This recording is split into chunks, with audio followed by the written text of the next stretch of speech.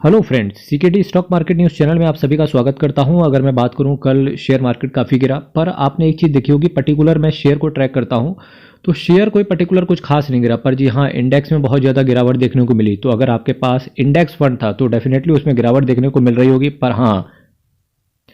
पर हाँ, अगर आपके पास कोई small cap category, mid cap category, large cap category या लार्ज मिड कैप कैटेगरी के म्यूचुअल फंड्स रहे होंगे तो उसमें कम गिरावट देखने को मिली होगी। इसी वजह से मैंने कम्युनिटी बॉक्स में कुछ पोस्ट नहीं किया। सिंपल सी बात थी भाई, अगर आप 200-400 पॉइंट का अगर आप गिरावट नहीं झेल सकते हो तब डेफिनेटली आपके लिए म्यूचुअल फंड है ही नहीं। म्यूचुअल फंड में तो आप इतना मान के चलो, अगर आपके लिए 10-12% भी अगर इंडेक्स गिर जाए तो भी आपको दर्द नहीं होना चाहिए। इसके बाद दूसरी चीज़, मैं आपसे एक चीज़ ये भी कहना चाहूँगा कि आपके पास जो भी म्यूचुअल फंड है, आप उसको ना पर्सनली अपने फाइनेंशियल एडवाइजर से पूछा करो, वो ज़्यादा अच्छे से बताएगा। यहाँ पर सिर्फ क्या होता है, देखिए मैं ये नहीं बात कर रहा कि आपको मेरे चैनल से क्या मिलेगा। मैं एक चीज़ बता सकता हूँ यहाँ से, या किसी भी म्यूचुअल फंड के चैनल को आप फॉलो कर रहे हो, किसी भी चैनल को आप फॉलो कर रहे हो तो आप वो गलत कर रहे हो। ठीक है, आपको इस तरीके से देखना चाहिए। यहाँ से आपको नॉलेज लेना है, आपको चीज़ें देखनी है कि किसी भी म्यूचुअल फंड में कब लमसम करना चाहिए और क्या चीज़ें देखना चाहिए। तो मैं हमेशा आपसे कहता हूँ, जब मेरा पूरा वीडियो आप देखते हो तो मैं म्यूचुअल फंड के बारे में हर चीज़ बताता हूँ। साथ ही साथ मैं भी म्यूचुअल फंड के बारे में ये भी बताता हूँ कि वो म्यूचुअल फंड किस इंडेक्स को फॉलो कर रहा है। उसके साथ साथ ये भी बताता हूँ कि वो इंडेक्स कितने परसेंट गिर जाए तब आपको म्यूचुअल फंड के अंदर लमसम या एसआईपी करना चाहिए। तो उस तरीके से आपको देखना चाहिए। ठीक, अब आपको ये नहीं कि आप भाई, अब आपका उम्र वो नहीं रहा जब कोई नहीं टीचर हाथ पकड़ के लिखवा देता था, ये बनाओ, ए ऐसे बनाओ, बी ऐसे बनाओ। आपको खुद से चीज़ें सीखनी पड़ेंगी। नहीं सीख सकते हो तो आप अपने लिए प्रॉपरली एक फाइनेंशियल एडवाइजर हायर करो, बहुत जरूरी है। सेबी सेबी तो देखिए एक मैंडेट देता है, गाइडलाइंस देता है, एलओडीआर रूल्स होते हैं सेबी के, जो कि हर इन्वेस्टर को फॉलो करने होते हैं, जो भी आपको बता रहा है चीज़ें। पर मेरा भाई, आप अपनी तरफ से देखो। सेबी को तो चीज़ें बाद में पता चलेंगी, उससे पहले आपका पैसा डूब जाएगा। ठीक है ना, तो कोशिश करो कि आप अपना पैसा, सेबी को पता चले या ना चले, पर हाँ, आपको अपने पैसे को सेफ्टी के लिए आपको कैसे इन्वेस्टमेंट करना है, किस तरीके से करना है, ये सारी चीज़ें आपको पता होनी चाहिए। ठीक है, तो चलिए फिर से मैं कुछ चीज़ों की बात करूंगा। शेयर मार्केट से गिरावट से डरना नहीं है। मैं हमेशा से, अगर आप मेरे महीना 2 महीना पहले से अगर आप मेरे वीडियोस फॉलो कर रहे होंगे तो आपको पता चल रहा होगा कि मैंने जैसा कि आपसे कहा था, 26 जनवरी के पहले मार्केट गिरता है। मार्केट गिरता है। अब मार्केट आप ये मान के चलना, 1 फरवरी जब बजट होता है वहाँ पर अच्छा खासा बढ़त देखने को मिलती है, अगर बजट में कुछ अच्छी चीज़ें देखने को मिलती हैं। ठीक है, या बजट वाले दिन कुछ लोग ये भी कहते हैं कि मैं बजट वाले दिन बहुत ज़्यादा वॉलेटिलिटी रहती है मार्केट के अंदर। ठीक है, तो देखिए वैसे मार्केट गिर रहा है, हर गिरावट पे अगर आपके पास ज़्यादा पैसा है तो सिंपल सी बात है, 10 या 5 टुकड़ों में अपने पैसे को तोड़ दो। उसके बाद में हर गिरावट पे थोड़ा थोड़ा पैसा डालते रहो। ठीक है, इसके साथ साथ क्या है कि अगर आपके पास बहुत छोटा सा पैसा है तो 2-4 दिन मार्केट को गिर जाने दो, उसके बाद पैसे को डाल देना। हर इन्वेस्टर के लिए उसकी कीमत क्या है, अलग अलग है। किसी के लिए 10,000 रुपये की कीमत बहुत ज़्यादा है, किसी के लिए 100 रुपये की वैल्यू बहुत ज़्यादा है, किसी के लिए 1 करोड़ रुपये भी 100 रुपये के बराबर है। तो चीज़ें देखो, समझो चीज़ें। अब जैसे 1 करोड़ जिसके पास है तो डेफिनेटली उसको 5 या 10 बार में डालना चाहिए, यानी कि जब भी मार्केट गिरे उसको डिप्लॉय करना चाहिए पैसे को।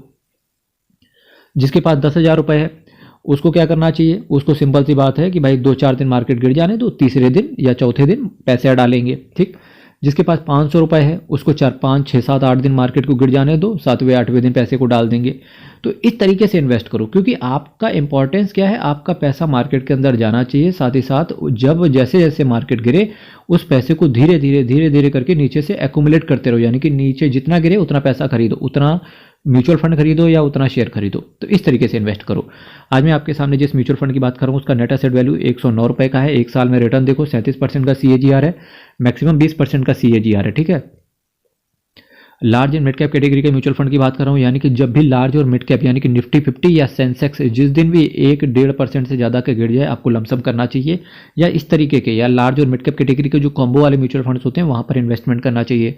वैल्यू रिसर्च ने 3 आउट ऑफ 5 रेट किया है। संजीव शर्मा, वासव सहगल, अंकित पांडे साहब आपके पैसे को मैनेज करके चल रहे हैं। इसके साथ साथ अगर मैं बात करूँ 10 साल में 697% का रिटर्न दिया है, जो कि बहुत तगड़ा है। और रिस्क चूंकि बहुत ज़्यादा रहता है, सिंपल सी बात है, quant large and mid cap mutual fund direct plan growth की आपके सामने चर्चा करके चल रहा हूँ। 1127 करोड़ का असेट साइज है। एक्सपेंस रेशियो बहुत छोटा सा है इनका, केवल 0.75% का। Nifty large and mid cap 250 total return index को ये फॉलो करके चल रहे हैं। देखिए जब भी निफ्टी 50 गिरे या सेंसेक्स गिरे, उस कंडीशन में आप प्रॉपरली, अगर आपके पास इंडेक्स फंड है तो वहाँ पर पैसा डाल सकते हो, या आपके पास कोई large and mid cap category का कोई म्यूचुअल फंड है वहाँ पर पैसा डाल सकते हो, या आपके पास कोई लार्ज कैप कैटेगरी का शेयर है वहाँ पर पैसा डाल सकते हो। अगर आप वो भी नहीं कर सकते तो सिंपल सी बात है, मनी कंट्रोल ऐप आता है, वहाँ पर आप सेलेक्ट करना, या कोई भी ऐप हो वहाँ पे सेलेक्ट करना Nifty large and mid cap 250। ठीक है, क्या सेलेक्ट करना है? Nifty large mid cap 250।